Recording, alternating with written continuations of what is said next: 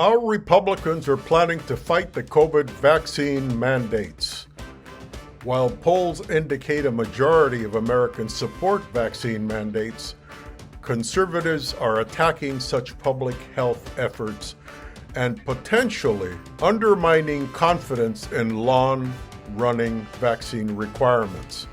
America's vaccination campaign has made slow, steady progress since its summer lull, and is likely to accelerate as new public and private sector mandates take effect.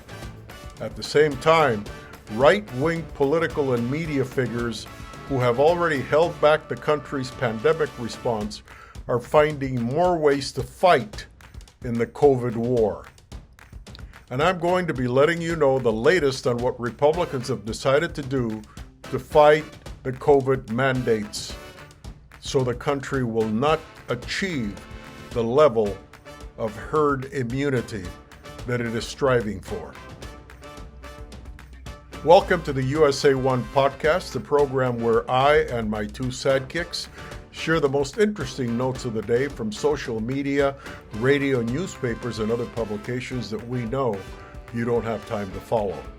I'm Juan Andres, also known as Senor USA, with my two co-hosts, Professor Pico and Dr. Mordidas. If you would like to view our programs, you can find us on the USA One podcast on iHeartRadio, on Podbean, on TuneIn, on Alexa, and on YouTube as well. Easily accessible on your smartphone or any internet-compatible device. Well, for one, you already are hearing right now we're in the middle of the first plan of attack that they had against the COVID vaccine. In recent weeks, MAGA conservatives have opted to take a horse dewormer over the safe vaccines. Now, you tell me if that makes any sense. Yes, this horse dewormer is also available for people, but that's a different strength, and because there's such a big rush to get it right now, the version for human beings is depleted, and they're running and buying it at pet supplies and using it. And the strength is different. Those animals are much larger. The doses that are needed to affect them are huge compared to what human being needs, in my opinion. And it's causing a lot of problems. A lot of people showing up at hospitals with overdoses of the horse dewormer. So that doesn't make any sense to me, but that's their plan of attack. Come up with anything except the vaccine, which is already proven, already approved by science. I don't know. The second plan of attack is elected officials have likened Joe Biden to a violent dictator for instituting vaccine requirements. A majority of Americans support that. And anyway, what's new about mandates?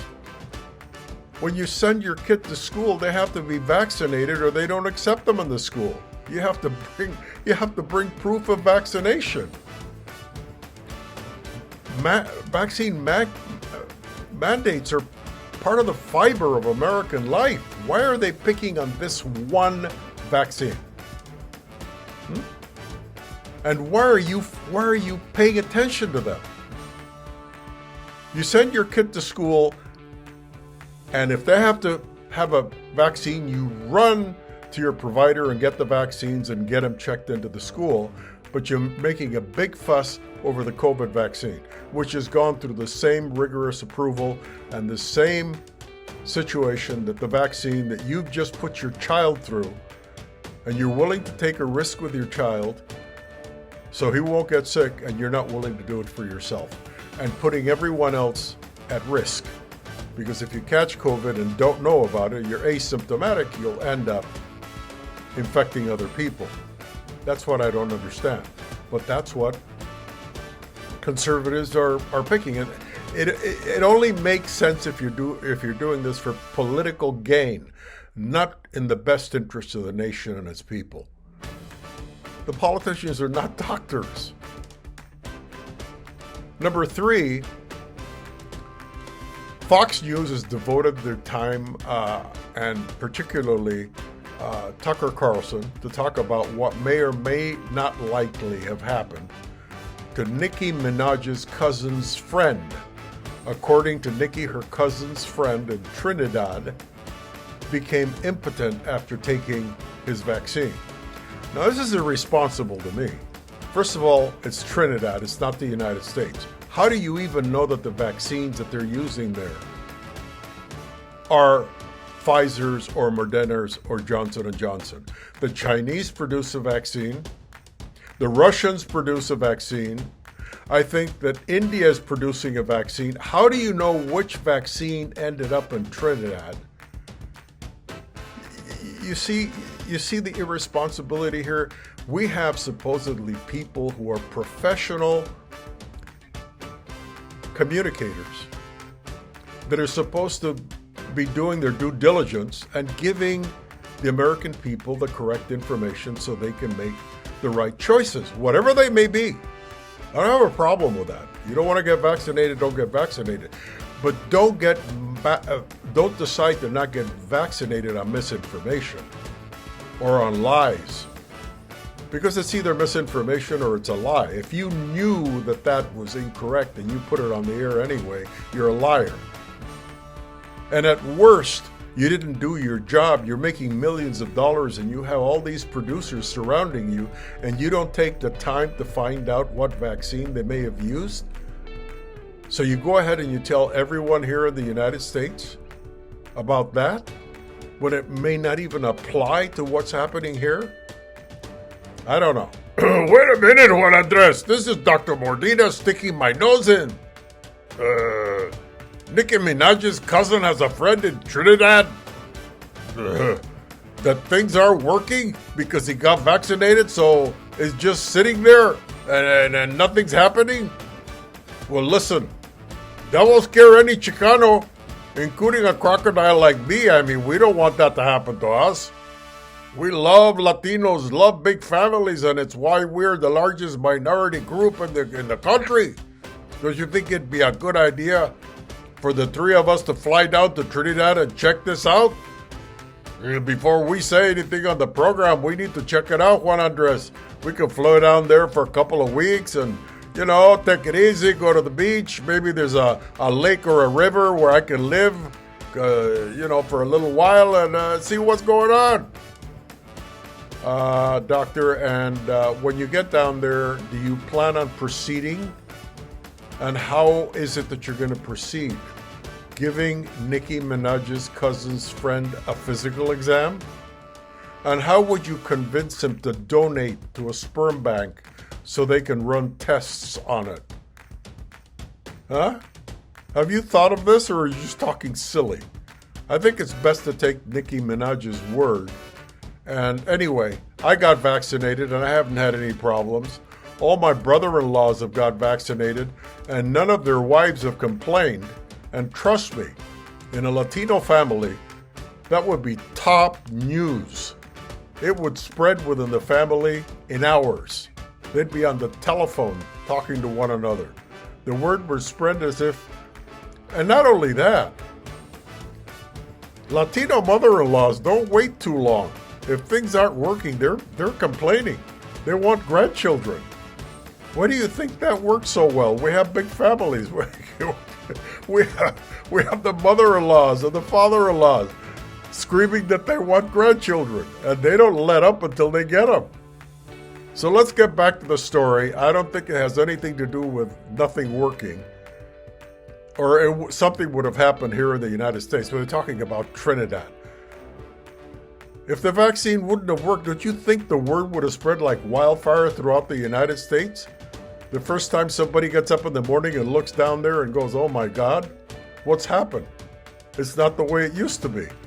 That would be in the news. If Fox is talking about Trinidad, it's because nothing's happening here. Everything's just fine. So he has to go out of the country to talk about something that is irrelevant. As the ailing country struggles to get better, the anti-vax Republicans seem to even more determined to get worse. I don't know how much worse they can get, but they're trying.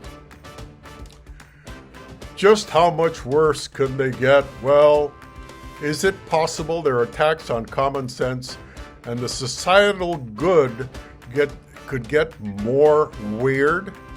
Will the rise of requirements give them rise to such crazy loopholes that they're looking for? Could their performative, by the reflexive opposition to COVID vaccine mandates extend to other vaccine requirements? In other words, in insisting that vaccines are no good, could they just start when they take over if and when they ever win an election in the next 20 or 30 years, will they be asking the schools to not require vaccines, that it's elective?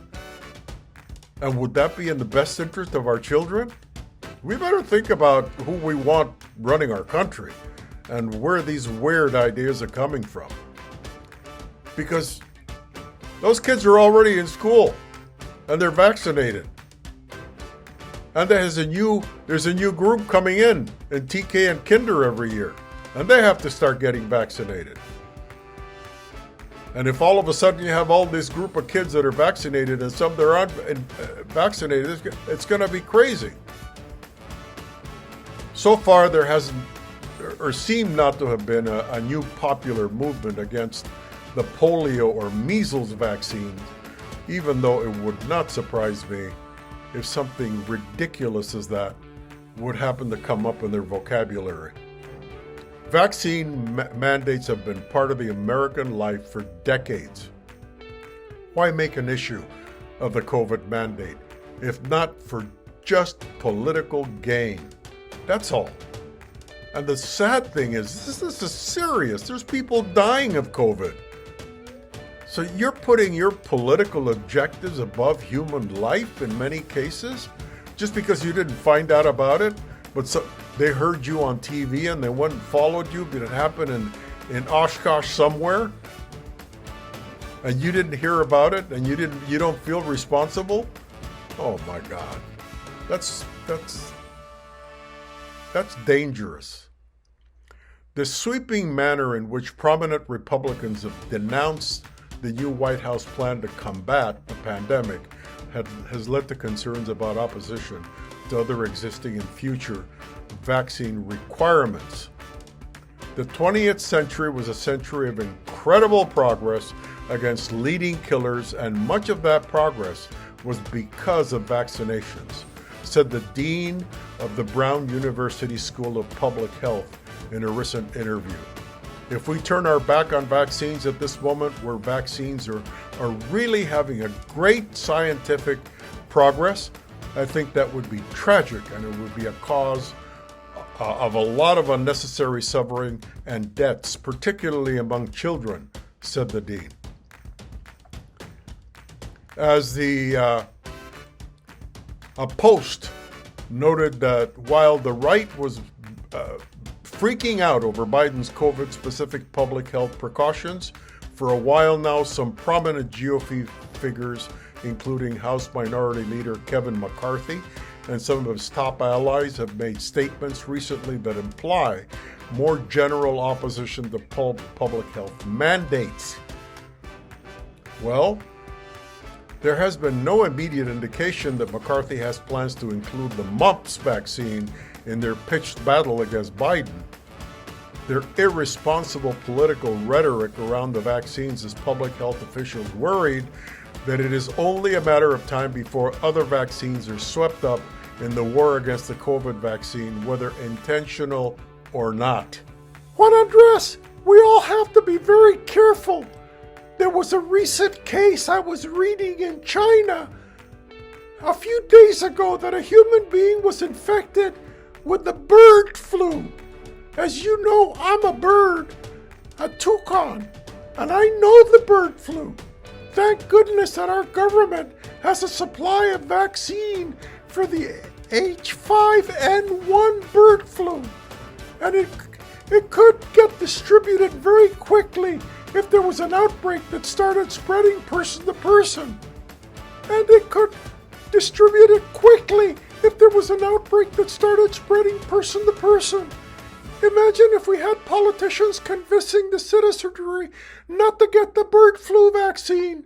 This could go on and on and on and get very, very worrisome, Juan Andres.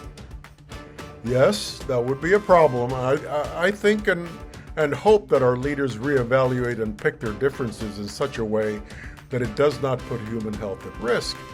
There's so much that they can disagree on. Why something as important as human health? That's difficult for me to understand. Even if these weird anti-vaccine politics stay contained to the COVID vaccine, there's still, of course, plenty of damage. While the United States has had access to COVID vaccines that most of the world remains in desperate need of, it is beginning to lag behind other similar nations. Dr. Anthony Fauci, in a recent podcast interview, said he would be in favor of a vaccine mandate for all airline travelers. I think that would be an excellent idea. Which, by the way, White House coronavirus response coordinator Jeff Zients on Monday suggested that could be a strong possibility and very soon. But there are concerns that anti-vaxxers are already seeking out ways to get around the requirements, including through religious exemptions. If there's a bright side to all of this, it's that public opinion appears to be on the side of vaccines rather than on the unmitigated spread of the deadly virus. A spat of recent polls found a majority of Americans support mandates and Biden's COVID plan, and while the surveys reveal deep partisan divides on vaccines, they also suggest that the percentage of Americans who are steadfast in their refusal of the shots is starting to dwindle very quickly, and that support for health precautions is increasing. The rise of the Delta variant, which has overwhelmed our hospitals and threatened the country's long-awaited return to post-pandemic life, may be convincing more and more Americans that their freedom to walk through life without this level of threat from the virus might outweigh the freedom of the unvaccinated to spread a deadly virus in our schools, our offices, and public spaces. Amen. I'm Juan Andres, also known as Senor USA, with my two co-hosts, Professor Pico and Dr. Mordidas. You can always find us on the USA One podcast on iHeart Radio, Podbeam, TuneIn, Alexa, and YouTube. Thanks for being with us, and we'll see you next time.